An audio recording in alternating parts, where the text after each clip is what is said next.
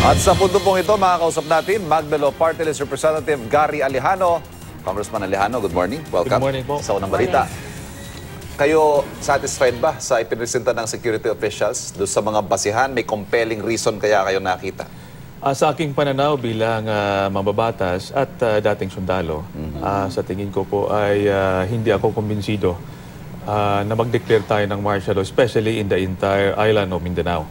Now, considering the fact na meron tayong mga karanasan in the past na mas matindi pa dito sa issue right now, sa crisis right now sa Marawi, na hindi naman tayo nag-declare ng martial law.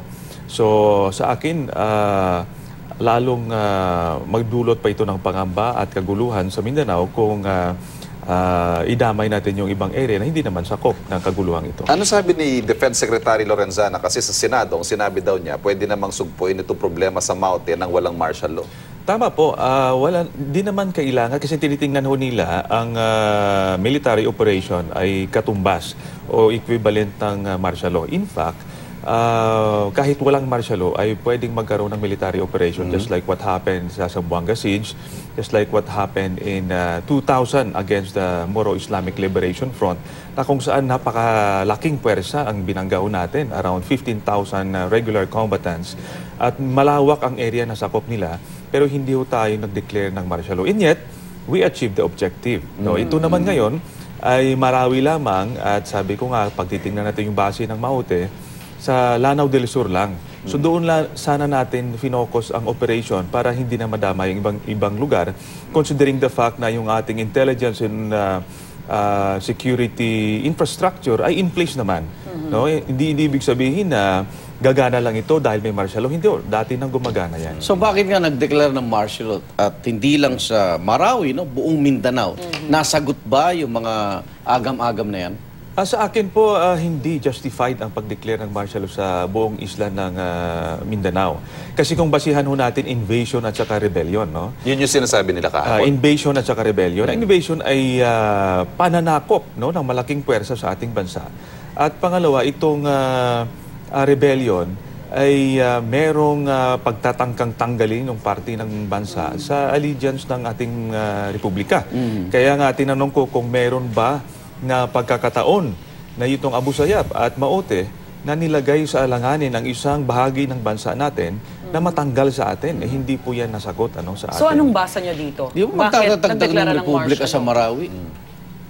Kaya nga po, sabi, ang sinasabi kasi ho, na mag-i-establish ng wilayat, no, o itong probinsya ng ISIS. Independent state daw.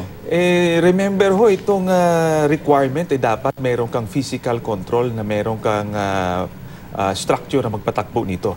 Plano lamang ang sinabi. So hindi ibig sabihin na nagpaplano. No, dapat actual. Yun na yung factual basis sa pag-declare ng martial law. Kasi lahat ho tayo pwedeng magplano. Kung sa tingin nyo ho, hindi kailangan magdeklara ng martial law, ano sa tingin nyo? Ang dapat na.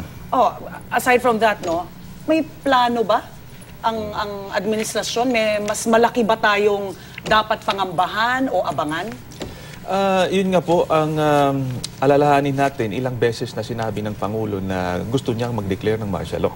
Paulit-ulit yan simula nung nakaraang taon. Kaya ito, nakahanap po siya ng pagkakataon na mag-declare ng martial law. Dahil sa aming tingin, talagang gusto ng Presidente mag-declare ng martial law. Kaya nga, ang issue dito ay terorista. Ang dapat na approach ho dito ng nakaraan, no, ng bilang dating sundalo sa tingin ko, at itong approach ng ibang bansa, pag terorista kasi naghahanap ng attention yan. So dapat wag nating bigyan ng attention. We downplay that in public, pero gagawin natin in private ang lahat nating makakaya para hindi mag-succeed ang kanilang objective. Pero on the other hand, ang Presidente ay ang objective niya ay i-bloat ang issue na ito at ilabas. But in the process, you promoted the Maute as from local terrorist group to now international terrorist So group. hindi rin kayo kumbinsido doon sa connection ng Maute at ISIS? Ako ho, meron hong ugnayan, but ang sinasabi kong sila ay recognized na bilang wilayat, hindi pa nila na-achieve ang requirement na dapat meron ho silang control, effective control sa isang physical geographic area na hindi mangyayari yan, hindi gagawin ng hindi papayagan ng ating bansa yan. Ba't sinasabi na ilang miyembro ng Maute member ng Magdalo Party? Kaya nga kinalarify natin yan dahil may mga balita na ganon at nagbigay na tayo ng denial dyan, no, na hindi yan totoo. In fact, we are fully supporting the armed forces at meron nga kaming mga civilian na miyembro sa Marawi na nagde-defend ng Marawi City Hall, no, na hanggang ngayon nandoon. So, kaya nga sa amin, pinapasok pa yung issue ng pagsira sa amin porque kami ba ay nag-o-oppose sa pulisiyang ito. At parang wala ka na yatang, di ba sinasabi na yung inyong grupo, lahat ng ginawa ng Pangulo talaga, tututulan nyo. Ganito sa amin po, objective po kami. Hindi lahat ng ginawa ng Pangulo ay tutulo tayo. Katulad ng panukalang magpasa ng ROTC, ng maging mandatory yan, we are fully supportive of that. No? Sa kanyang pagtulong sa ating armed forces, we are supporting of that. Okay. Bilang dating sundalo at may mga, siyempre, may mga naging malalim ka na rin connection. Anong latest ngayon sa Marawi City? Anong impormasyon na natatanggap ninyo? Well, ang ating nasagap dyan, as of now... Tapos na ba talaga o... Yes, sa tingin ko po, in a matter of 1 to 2 weeks, tapos na po itong Marawi. Kaya nga tinanong, kailan ba matatapos? Kasi may 60 days ng martial law. Paano kung matapos na ito before? Ang nakakabahala lamang ay may iba pang issue na naging basihan ng pag-declare ng martial law. At ito yung binanggit na historical, social, political, and economic. Kaya sabi ko, kung yun ang basihan natin, hindi 60 days ang kailangan nyo. Kailangan nyo yung buong term nyo dyan.